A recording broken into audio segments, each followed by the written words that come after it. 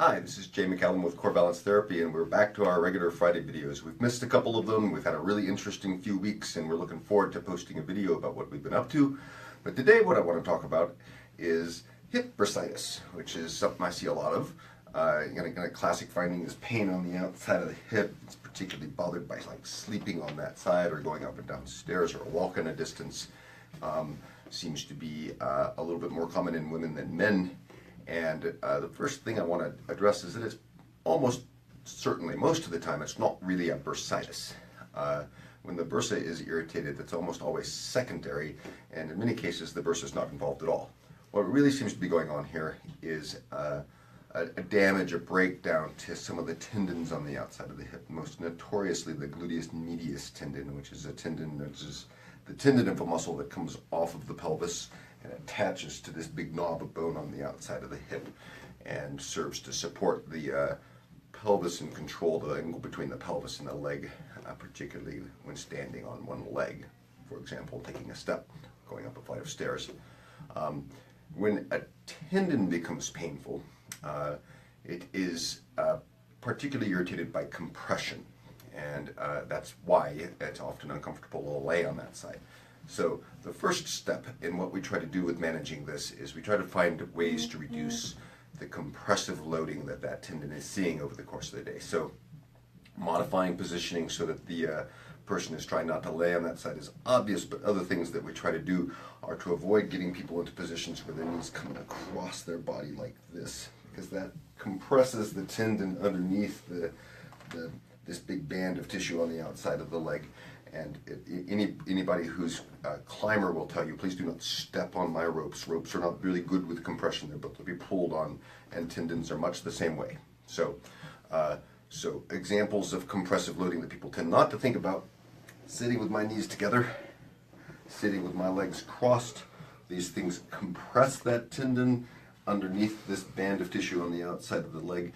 And it's one of these things where it's a low-grade compression for lots of hours during the day for a lot of us, and it aches and it's really painful at the end of the day. And so trying to avoid those positions, trying to avoid standing with the weight kind of offset. Again, it creates this compression on the outside of the hip, and we really want to limit that. Certainly stretching that, or stretching across the body, is one of these things that can feel like a good idea at the time and is probably an aggravating factor for most forms of lateral hip pain. So I try to discourage my patients from doing that. The real treatment that we want to do is we want to progressively load this tendon and get it to build up and become stronger and more tolerant of loading. And so it's really a strengthening problem for most patients. So just a few of the exercises that I'll often start with.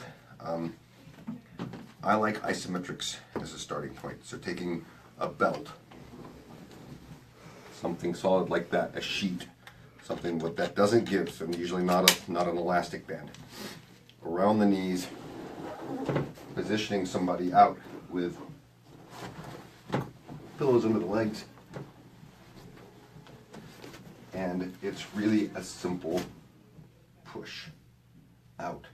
And it's a long hold. I won't bore you with the whole thing because I want patients to hold this for about 30 or 40 seconds and then rest for about a minute and then hold for 30 or 40 seconds and do about 5 or 6 repetitions like that. Usually a couple, 2-3 times a day. Seems to often reduce some of the pain associated with this condition, and it's a starting point for building that tendon back up.